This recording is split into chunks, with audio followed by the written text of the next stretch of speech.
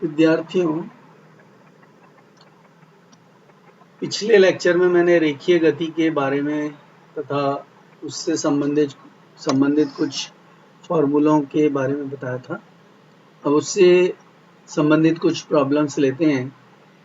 पहली प्रॉब्लम है, एक पिंड पर v तथा 2v वेग 60 डिग्री के कोण पर क्रियाशील हैं।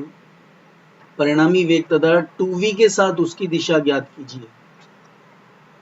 तो यहाँ मैंने डायग्राम बनाते समय 2v के साथ में परिणामी लिया है, क्योंकि 2v के साथ में दिशा निकालनी है। आपको अगर ध्यान है तो u के साथ में मैंने थीटा कोण लिया था और v के साथ में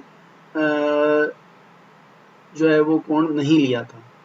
तो u की वैल्यू तो 2v ले ली और v की वैल्यू v ली, चूंकि हमारे पास दो वेग हैं 2v और v, और 2v के साथ में हमें दिशा निकालनी है, तो उस जगह पर u के स्थान पर मैंने 2v लिया है। फॉर्मूला है हमारा आर स्क्वायर बराबर U square plus V square plus 2uv cos alpha. तो यहाँ पे ये u की वैल्यू प्लेस कर दी, यहाँ पैरामीटर्स ले लिए हैं। अल्फा हमारे पास 60 डिग्री है, r और थीटा हमें ज्ञात करना है। u का मान 2v और v का मान v, ये सारे मान इसमें प्लेस कर देने पर फिर cos 60 का मान जो है वो हाफ है, तो ये 2 से 2 कैंसिल हो जाएगा। 4v square plus v square plus 2v square वो हो गया हमारे पास 7v स्क्वायर। रूट लेंगे तो रूट 7v आ जाएगा, तो परिणामी जो है उसका मान हो गया रूट 7v। कोण निकालने के लिए फॉर्मूला है हमारे पास tan theta equals to v sine alpha divided by u plus v cos alpha. तो v का मान तो v रख दिया और u की जगह 2v, और इसको सॉल्व करने पर हमारे पास में ये वैल्यू आती है 0.346। उसका tan इनवर्स लेंगे तो हमारे पास कोण आता है 19.11 डिग्री, अर्थात परिणामी हो गया रूट 7v और जो परिणामी 2v के साथ में कोण बनाएगा वो हो गया 19.11 डिग्री। इसी तरीके से दूसरी प्रॉब्लम है कि दो वेग u और v के मध्य कोण ऐसा है कि उनके परिणामी का मान u है। अब यदि u को दुगुना कर दिया जाए तो सिद्ध कीजिए कि नया परिणामी v के लंबवत होगा। अब इसमें हमें दिया है u, v और परिणामी।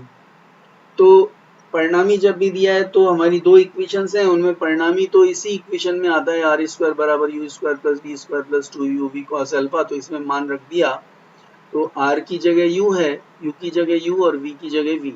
तो इस इक्वेशन को सॉल्व करने पर u स्क्वायर से u स्क्वायर कैंसिल हो जाता है, और इधर जो हमारे पास वैल्यू बची उसमें से v अगर कॉमन ले लें तो हमारे पास ये समीकरण बचती है जिसमें v तो जीरो नहीं है, तो u plus 2v cos alpha, ये गलती से इसको u लिख दिया है, u plus 2v cos alpha equals to 0 हो जाता है। अब दूसरी कंडीशन लेते हैं, जब u को डबल कर देते हैं तो v के साथ परिणामी निकालना है, v के साथ में कोण निकालना है कि वो लंबवत होगा। तो मैंने यहाँ पर u की जगह v को लिया है और जो v था उसको 2u लेकर के डबल कर दिया है, और थीटा कोण अब जो है वो परिणामी का v के साथ में आएगा, चूंकि v के लंबवत हमें सिद्ध करना है। तो फॉर्मूला इसमें लिया tan theta equals to v sine alpha divided by u plus v cos alpha. v की जगह हमने 2u लिया था और u की जगह हमारे पास में v है और v की जगह हमारे पास में 2u है। तो ये वैल्यू प्लेस करने पर ऊपर से हमें वैल्यू मिली है v plus 2u cos alpha equals to 0। ये v है, इसको v को u लिख दिया है, तो यहाँ ये वैल्यू हमें ऊपर से मिलती है v plus 2u cos alpha, ये वैल्यू 0। तो ये इसकी वैल्यू प्लेस करने पर जो कि 0 है, 2u sign alpha divided by 0 infinity हो जाता है, और इन्फिनिटी जो कोण है, इन्फिनिटी वैल्यू जो है वो 90 डिग्री के कोण पे होती है, तो थीटा बराबर 90 हो गया, अर्थात v के साथ में परिणामी 90 डिग्री का कोण बनाता है।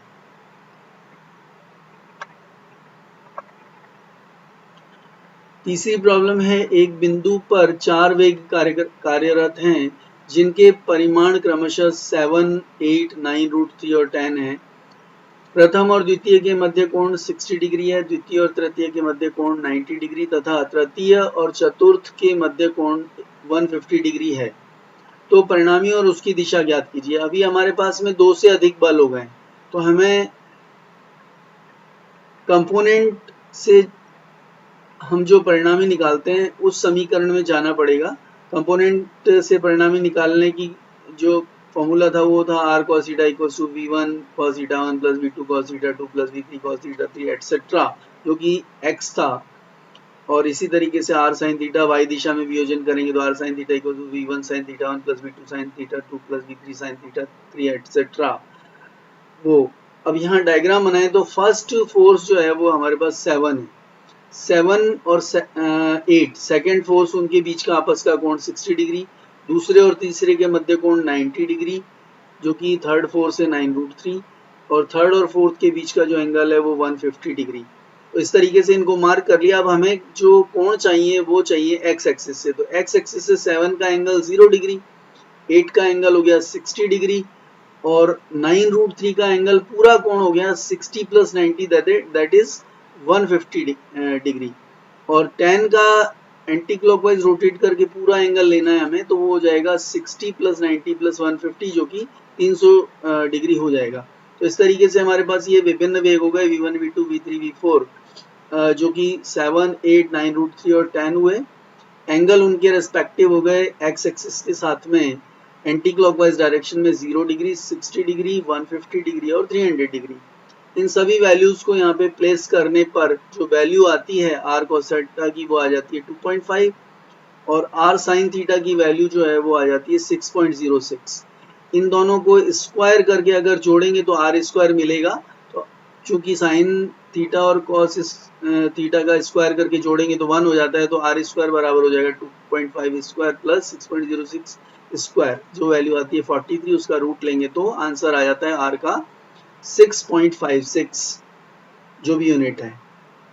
इसी तरीके से इन इक्वेशंस को, इस r sin थीटा को r cos थीटा से डिवाइड करें तो r से r कैंसिल हो जाएगा, tan थीटा मिलेगा हमें 6.06 डिवाइडेड बाई 2.5, जो की वैल्यू आती है 2.424।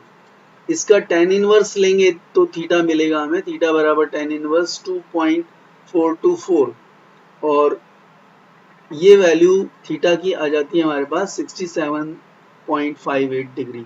इस तरीके से हम परिणामी ज्ञात करते हैं, वो आता है 6.56 यूनिट जो भी है, और थीटा हमको मिलता है 67.58 डिग्री।